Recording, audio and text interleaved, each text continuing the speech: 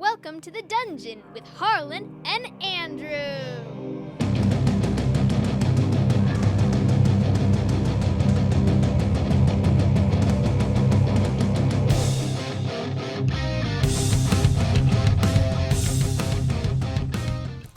Hi, hello. We are live with a new episode of The Dungeon. Thanks everyone for hanging out with us on this Thursday afternoon. This is a Twitch stream, a podcast, a little bit of everything, a talk show where we talk all things running tabletop role-playing games.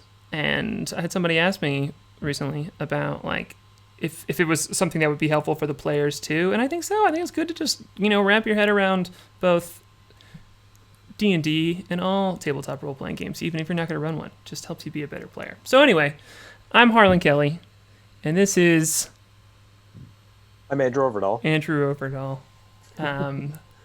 Andrew, do you want to introduce our guest this week?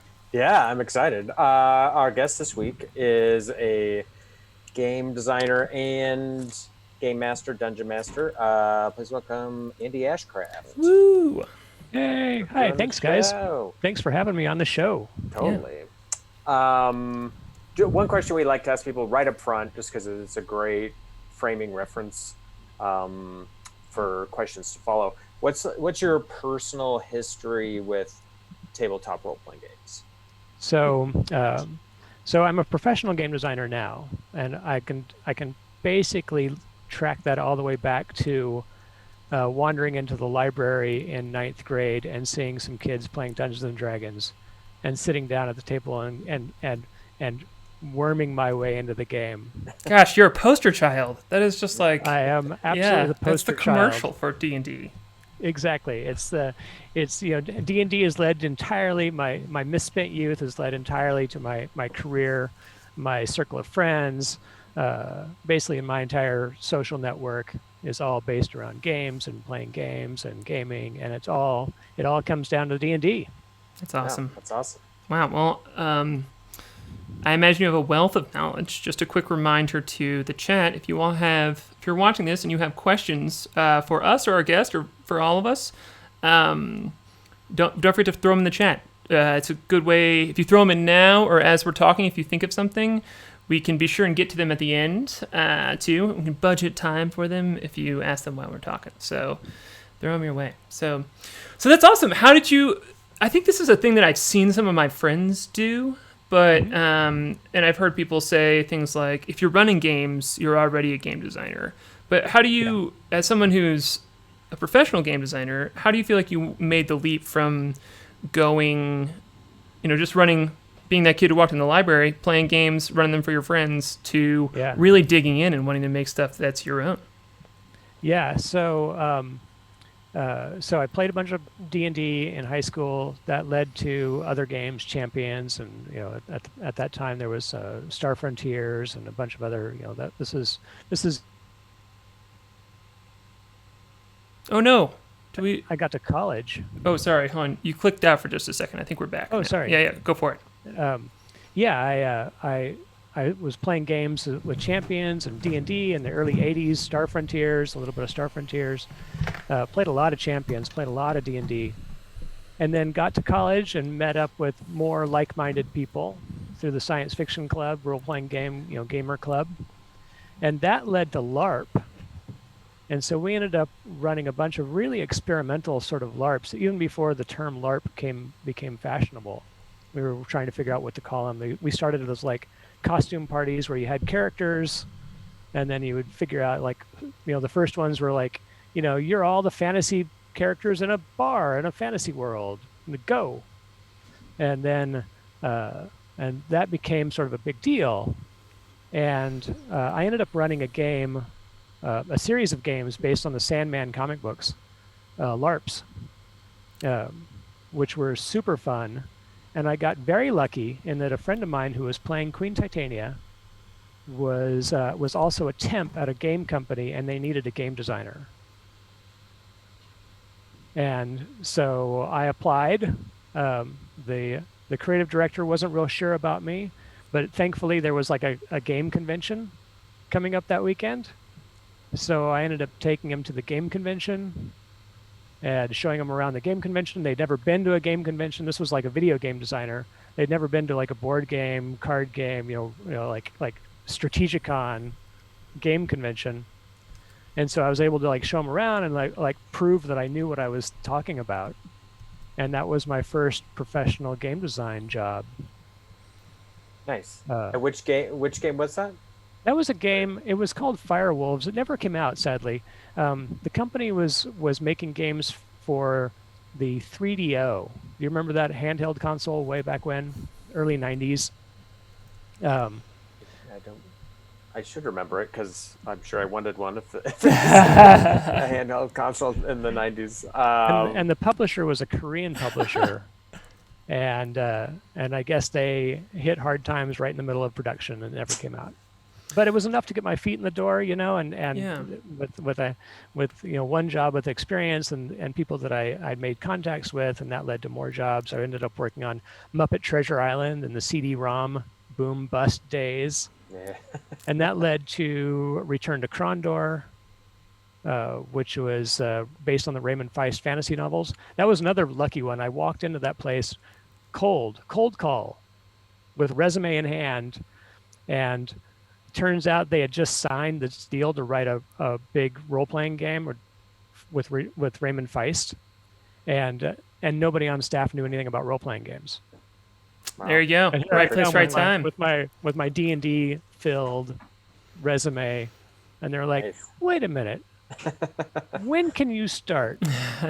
That's great. I mean, like, it sounds like a lot of those things, though, in the moments in that little, the story, of your life, of your career, there's a lot of moments where you walked into a serendipitous situation, but because you've already been a part of this community, because you've been playing Yeah. games all the time, because you've been, have this D&D filled resume, this just spending time playing games, that when the serendipitous moment presented itself, you were able to jump in because you were already doing the community building. You were already doing the game work. So Yeah, for sure. that's cool. That's good little, that's what hit in my brain of like, all right, just, keep Yeah, going. just be ready. Yeah. That's the trick, right? Be ready. Do what you're gonna do and be ready.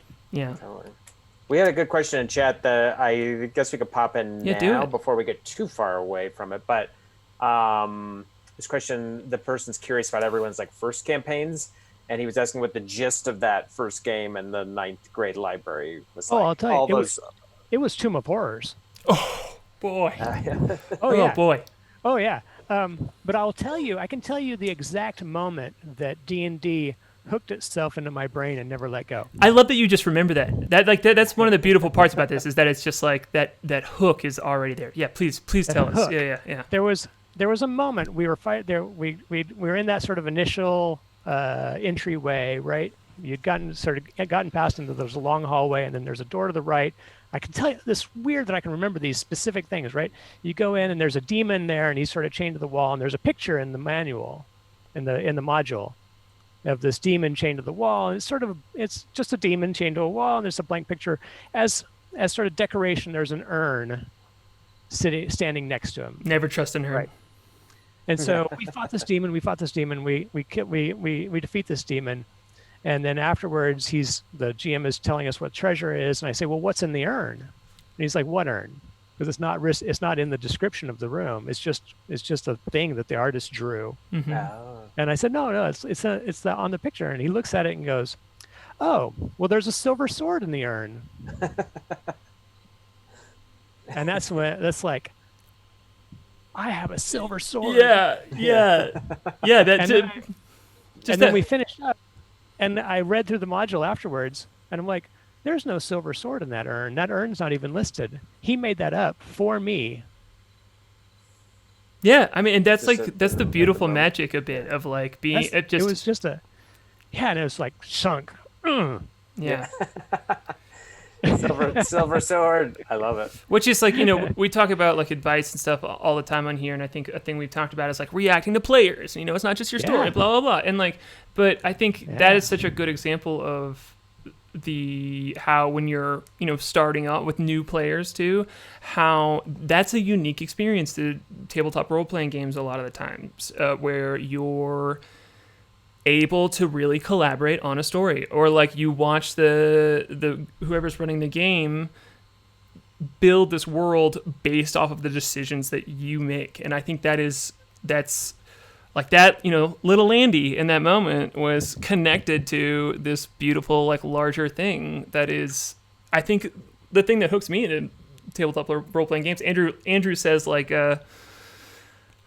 video games, you like get frustrated with video games. Sorry, I'm quoting you in front of you, but like you get frustrated with video games because you like can't do the wild stuff that you want to do. Like, you know what I mean? Yeah. If I've been playing a lot tabletop role-playing games, any kind of board game or video game I switch to, I'm like, this is like so tiny, and the scope is so even the grandiose video game RPG pales in comparison to a tabletop game where it's like true anything you want to do.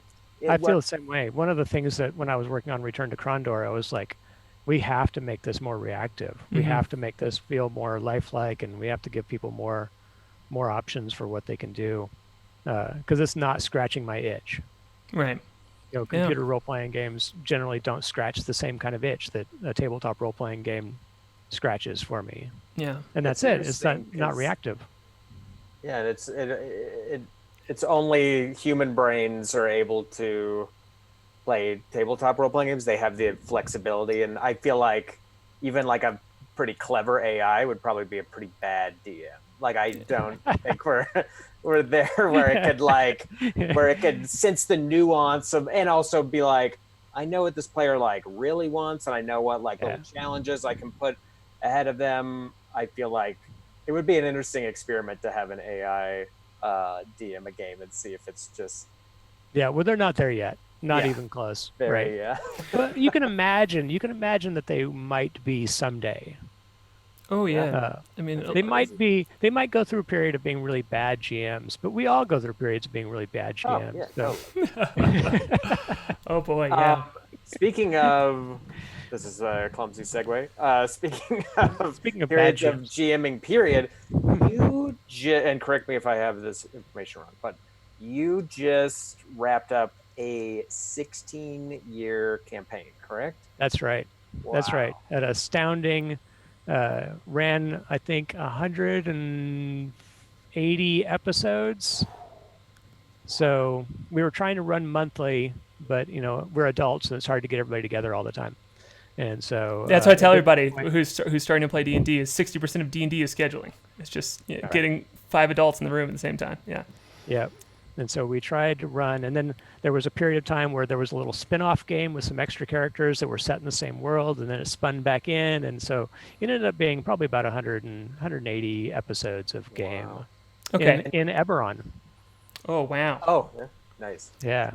I love that world. I have so many questions about this because I just celebrated a 3-year anniversary with one of my games that's monthly. That is like, thank you very much. And it's with it started when I moved to Denver because it was around when I was getting that itch to start playing and like running my own games. And it's just became a great way to connect with some friends that didn't live in the same spot as me. But we run once a month, and I think about this all the time. How when I started running a weekly game for the first time, I was like, holy shit, this is so different. Like the pacing of hanging out and like what you're trying to accomplish and the beats that you're holding on to and stuff. So I would love to hear, first of all, how long did you play in these sessions usually? Okay, so we tended to schedule them from like noon till 6. Okay, monsters, let's go. Yeah, and then, but I mean, honestly, we'd get together and we'd bullshit for a while, and so we really wouldn't get started till 1. Yeah. And then we might run over until 6:30 or 7. At some point, we were just getting hungry, and it was like, no, let's call it and go get dinner. Yeah, that's great. So that was the schedule of it. It was an all day 6-hour thing. That's awesome. And what level were these characters when you finally? They started at 1. And then we went all the way. They were 19th, I think, when we ended, and they had just gotten a negative level. So. Oh, what? How? What happened? Tell us that story. They're 20th level, right? So I got to bring out the big guns, and so They were on the moon, which I decided in Oberon. Actually, they were not. They were beyond the moon. They were on the negative plane. They were on the Mabar, the plane of darkness. Oh boy. That they had gotten through in a soft, in like a soft place on the moon, on the dark side of the moon. And they were fighting a shadow dragon. Of course. What else is on the other side of the moon? On the other side of the moon. And their breath weapon is negative levels. Oh my god. Yeah. Yeah. That's insane. That's wild. Yeah. I just totally forgot about that mechanic. That's Brutal. yeah. That's awesome. Yeah. Brutal. So Wow. when you're playing, I think that this is a great thing to talk about too, because we're running a weekly game on this channel, and so I think a lot of the people who are watching this or who watch that game can kind of see what a weekly campaign looks like, and it's a little different because it's streamed and blah blah blah blah. But like, that's 2 hours, so we're putting a lot in. But I think preparing for a monthly game is such a different art, and we've never really talked about that on here before. So do you have any like tips to people who want to run games that are more spread out, or that have to be spread out because of scheduling or whatever?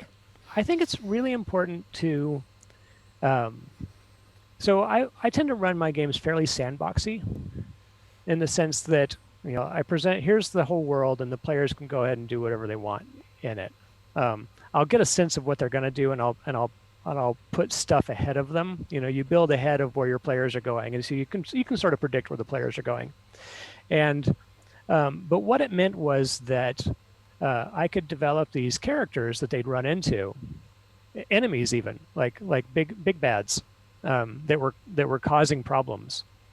And especially once the characters got some renown in the world, then I had to really think about a lot between games about what these other characters are doing in reaction to what the players just did. So like, in Eberron, one of the big bads is this vampire who runs this entire kingdom on one side, right? And like at some point he runs into these characters. He becomes like, oh, these characters are a problem for me. How am I going to deal with them? And like a lot of the games end up being like him sending out like, how do they react to this sort of thing? And so he tests them with this, or it's like, all right, it's now time to stop them from going that direction. Let me try to pull them in another direction.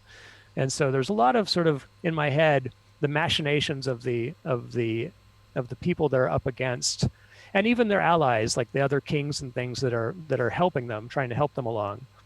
What are they doing in reaction to all of these things? So, like a thing that you find is helpful in these more spread out campaigns is to have these known entities that the characters are interacting with, and just like, letting them do their own thing kind of in the world, and but having the characters be aware of that. So, so that the world is constantly changing. There's also like another game designer friend of mine talked about the water or the rainfall approach to it. Like, here are the things that are going to happen, and they're going to happen in this timeline. The players might interact with that stuff and stop it or change it, but if the players don't do anything, what just happens? Wait, so where did you that term? I've used that. I've used this idea with other people, but I've never heard that term before. What is it called? Like the rainfall? A friend of mine called it rainfall. I love that. The rain is going to fall. Right. So if you put your finger in there, if you put your hand in there, and the hand is the players, like what changes? And so if you know what's going to happen in the world in the period of time that the players are running around doing stuff, then you can even have news comes in from things that might be happening a long ways away, but they get news about it. And so you can build this sort of sense of this whole world around them that's constantly in flux. That's super cool. Yeah. That's awesome. Yeah, I mean, I think that's super true. Like, when you're saying all of that too, like with that game, that happens more than any of the other games. Is that like this kind of like bigger world is there, and they know, but they're it's super important. Choosing I think, how they want to interact for these long form games, these campaign, like ongoing campaign games. if it's only going to be like a 4 episode game, and you know the start and finish of it, you don't need any of that stuff. Yeah. Uh, Put something it's at the end only of the when you're dungeon. like, Yeah. it's open ended, right? When it's like we don't know what's going to happen next.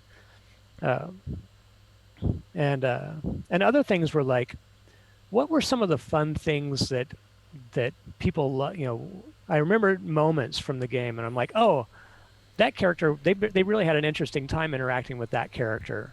Let's bring that character back. Yeah. And then I have to figure out, it's like, well, I hadn't planned to bring him back, but let's figure out a reason why that person has come back into let's loop them back in for whatever reason. Totally. Right, which is such good like DM writing. It's like feeling how the players react to things, and then like, oh, I'm gonna spend time focusing on this character because the party hates that guy, or like they really love that shopkeeper or whatever. So like there was an early encounter, and it was just sort of a throwaway encounter where they ran into these moon rats, and the moon rats decided were collecting silver. And they were willing to trade gold for silver just because they wanted silver. Classic moon rats. Classic moon rats. And so the players were like, "Oh, this is awesome! It's gold for silver, right?" Currency exchange, yeah. But they got so into these moon rats that I had that become sort of an important thing later on, and tied into why they went to the moon, and ultimately, like, many levels later, like, did the moon rats make it to the moon yet?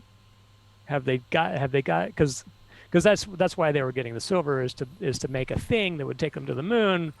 And so I had built this whole thing around what they were doing.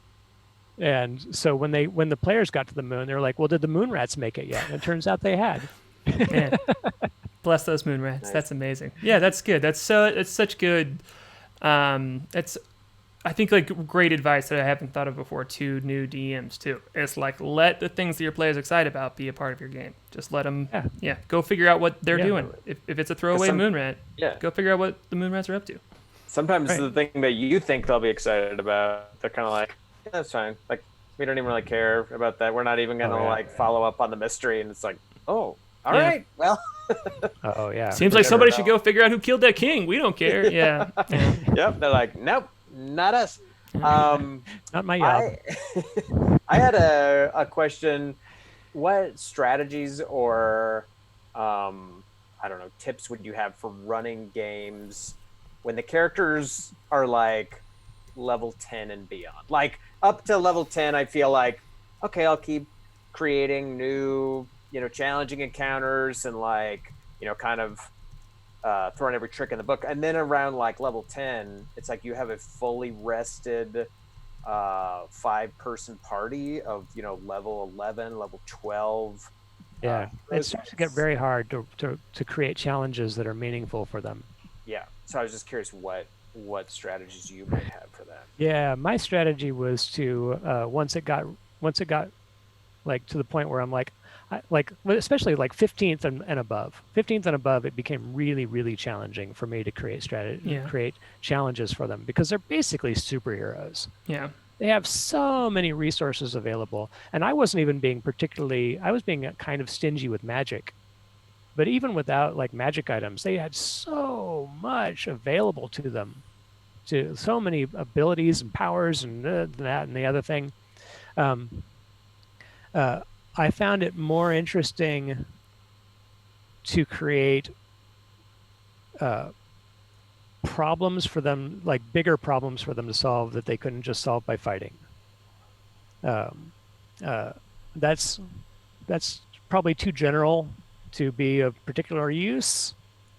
But I think that's good. Yeah, because I think when people think of challenging, they think of combat encounters, but there are other ways to challenge them, whether through mysteries or social challenges, where it's like, you can't fight your way to this one. You have to figure out how to socially. How to, like, there was at one point there was they needed to get somebody out of a prison in another country, but this is an allied country, and they couldn't just ask for this person to come out because they were afraid of spies or whatever, and so they had to do a jailbreak. from an allied country. Yeah, And so and that then, was a and like don't get caught. That's like a Yeah. whole Don't nother get caught, challenge. Like right. you could just crush everyone in here, but like you got to do it without like being seen or what like whatever thing. Yeah. That's really good. I like that. Like putting stipulations on what success looks like besides just crushing the monster. Totally.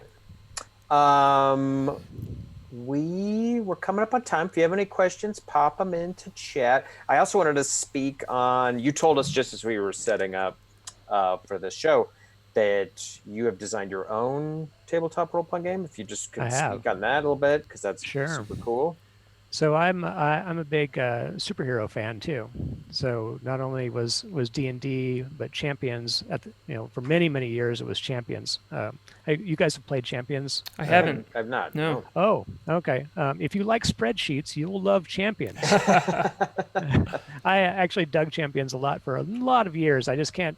But it's a little too complicated for me now, and a little too complicated for for my gamer friends. We just don't have the kind of time that we had when we were kids to really like delve into the minutia of it. And so I've created a superhero game called the Hero Instant. And this is a sample character sheet. Whoa, there we cool. go. Yeah, Sneak and peek right here in the dungeon. Sneak peek. It's actually available in a sort of limited form on a website, theheroinstant.com. You guys, anybody can go on and look at it and play around with it. But I hope to actually publish it in the next year or so. And it's supposed to, and it's a game where you can create a character in about half an hour and get playing right away. It has a fairly simple game system to it, just D10s rolling against a number. Roll a bunch of D10s, as many D10s as you can, and apply them to some sort of difficulty number that very common for D&D players to understand. Nice. Cool. That's And- awesome. And it's it's got a time keeping mechanism that's a little different than what most games do. So, and this was, it has to do with different kinds of actions take different amounts of time. So a thought action, like just turning on a superpower, takes a very little amount of time. And so I just have, instead of an initiative order, I have a timeline. And I just move I literally have a pegboard with a timeline on it with pins in it for each of the characters. And I just move them forward as they take actions. And that's the way I track whose turn goes next. Oh, that's And that cool. allows me to have speedsters and people who can do stuff with time, like time powers and stuff like that. So now I have time in the game as a mechanic. That's cool. Whoa, that's super fun. Yeah. Like, yeah, that lets you have the Flash character. That lets you have those are always Exactly. my favorite, and they're hard to play in games, so that's really exciting. hard. Cool. Very hard, and they're very hard to balance in a game too. Yeah, absolutely. Because if you can move 90 feet, or if you can take 3 turns, how do you nerf them? Yeah, that's awesome. I'm excited to dig into this now. Yeah. Cool. Yeah, thanks. Thanks for letting me plug it. Yeah. For sure. Yeah, and hopefully we can try it out on the stream maybe down the road. Yeah. Just a little sidebar. We're gonna try and start running some one shots of different games. So just we'll see what happens. Yeah. I'll do it. Cool. You Hell can't yeah. stop me. We have a roll table. If you could roll a d20, we will ask you a yeah, question from our shoot. roll table. If you don't have one handy, we'll roll for you. Roll for me. They're in the other room. Okay, cool. I usually have one right with me, but I don't right now. Okay, as long as you pick if you want do you want the good guy dice or the bad guy dice? Oh, I want the red die. Okay, that's the bad guy I want dice. the old school red die. Haha, all right, you got a 12. A 12. All Yeah. right. 12. 12. Oh, okay. I don't remember us getting I a don't know 12. if we've asked this one before. I'm excited. A Do you new have a question. favorite published adventure? Ooh. I don't. I don't use a lot of published adventures, so I don't really. I can't remember the last published adventure I actually used. I do have some favorite source books. Sure, yeah, tell us. I do like the Sharn source book. And also there was a really good source book for 4th edition that I ended up using a lot, even though I wasn't running 4th edition, which was the Astral Plane source book. I love the Astral Plane. Astral Plane. Yeah. And there's all kinds of really good adventure hooks in there for adding to a big D&D game. Will you throw us one? Because our weekly game, they have they've twiddled with the Astral Plane. They have Right. not quite. They've bumped up against it here and there. Sure. So throw us those hooks. What do you got? Give me an Astral All Plane right, hook. so out in the far reaches of the astral plane, you'll find the corpses of dead gods, Yes. Whoa. and they float like islands, and so they're explorable like islands. And other creatures have built things on them, and it's very much. I mean, it's very nowhere from Guardians of the Galaxy, right? There's like, there's this place that you can go to, and it turns out it was an old god who died, and who knows who he was. It's like ancient memories, like nobody remembers who this god was, but there might be a temple to him still there, and there might be things living on him. Oh gosh, what are those creatures called that like collect memories and like project themselves? And they're in Mordenkainen's. I just don't want to look it up right now. It's like but they like live on the dead gods too, right? You know what I'm talking about? Oh shoot, I wish I could think of it. I don't remember what they're called, but I had actual one of them was, because my players had a ship and they were out sailing the astral seas, and so they come across one of these islands, and there's slavers. There's like pirate slavers out there, so it very much becomes a swashbuckling sort of like weird piratey moment out in the astral plane. Hell yeah, that's Nice. awesome. Yeah, have you looked at or do you remember the Dead God module itself? No, is there a dead god module? That's if we were to go around the table and ask, what each of our favorite adventures are. Mine is Dead God. There's one called Dead Gods. Really? That's like a whole adventure that's based off of like going to that part of the astral plane. So when you said Awesome. that, I was like, oh, Yes. So that's great. Yeah.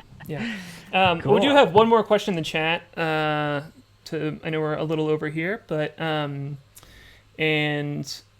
it's, what are the most interesting ways that you feel like tabletop games have changed over time? Because it seems like you've been involved in many different facets of gaming over time, and also running a game over 16 years too. Like, more books have come out. There's all these different things. Like, how have you seen things change, and what do you like that's changed? No, that's an excellent question, because I teach game design as well. Oh. And which is fun, and I try to bring these ideas into the way that I teach. But one of the things that was super true early on is that things were very simulationist, right? It was like they were trying to simulate.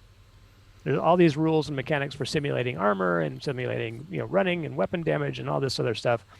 And the trend has been towards sort of away from that simulationist, towards sort of an experiential way of playing the game, like where the experience is more important than the simulation. Mm-hmm.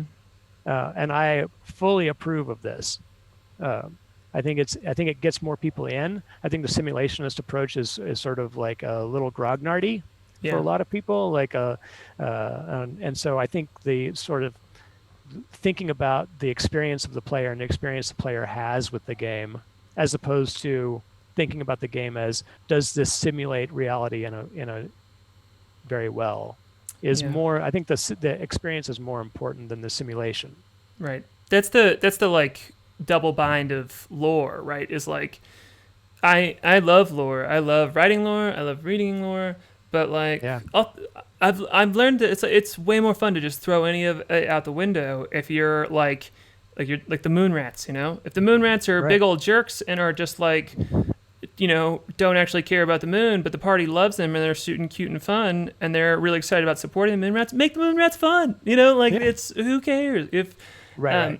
So. And maybe it turns out that maybe they're not all that way, or maybe there's factions within the moon rat population, or there's all kinds of fun things you can do with once you say, all right, well, in this case these are like that, and what does that mean for the rest of the world? And then you can really break it out, right? Right, because it's doing that thing, that it's putting that silver sword in the urn, just for your party. So that's right. Totally. That's awesome. That's fun. Cool. Well, thanks so much for guesting on our show. Sure. No, this is super fun. I could talk about this stuff all day. I know, right? Every single episode of this just feels like it's It 3 flies right minutes. by. Yeah. But yeah, excited to check out your game. And if you're watching this, if you want to check out the game, it's theheroinstant.com. Was there anything else you wanted to plug? No, I guess next week you're going to be talking with my lovely wife, Yeah. Jackie Cage, stand-up comic and player in that 16-year Yeah. game. Yeah, our So first we're gonna have player. a two-parter. Yeah, we're like, wait, I want to chat with a player who has been in a 16-year game as well. Like, So what's funny about her is that was her first D&D experience too. Yeah, good. So Wow. so she still feels like she's only really played it once. But she's probably Over has more 16 experience years, than yeah. like a lot of DMs who've never run Totally. campaigns like that. Yeah. yeah, just she was one saying she wanted a 16-year DM, and I game. was like, if you played for 16 years, I think you're ready. I bet you Yeah. could DM. Yeah. She could do it. She could totally awesome. do it. Wow. Well, love yeah, it. great. Yeah, come back. If you're watching this right now, be sure and come hang out with us next week because we'll kind of like get another look at this because I think this is a really unique example of how to approach games and how to just like think about D&D itself too. So come hang out. If I could ask you one more question, what should we ask her about in the game? Oh, yes. Oh yeah. You should ask her about whether or not she should shoot the dragon with the aging arrows. Okay, cool. All right. I feel like I know the answer, but I want to Yeah. I want to All know. right. Okay, Cool. great. Cool. All right, All remember right. that, chat. Don't let us forget. We'll ask next week. Yeah. And yeah, thanks to everybody in chat for watching. We have a game on this channel every Monday, a Spelljammer inspired game called Better Than Heroes. We play that every Monday night. Harlan runs that. That's a lot of fun. And starting in October, we're going to have some special one-shots coming on this channel as well. Some scary games. Yeah, So, be on the lookout. We're gonna do some spooky times in October, both with running games and talking on here. We've got some really exciting stuff coming up on the dungeon this next month too. So all right. Well, thanks again. yeah, Thanks again. thanks in. We'll see see you y'all guys. next week. All We'll right. see you next week. Thanks. Bye.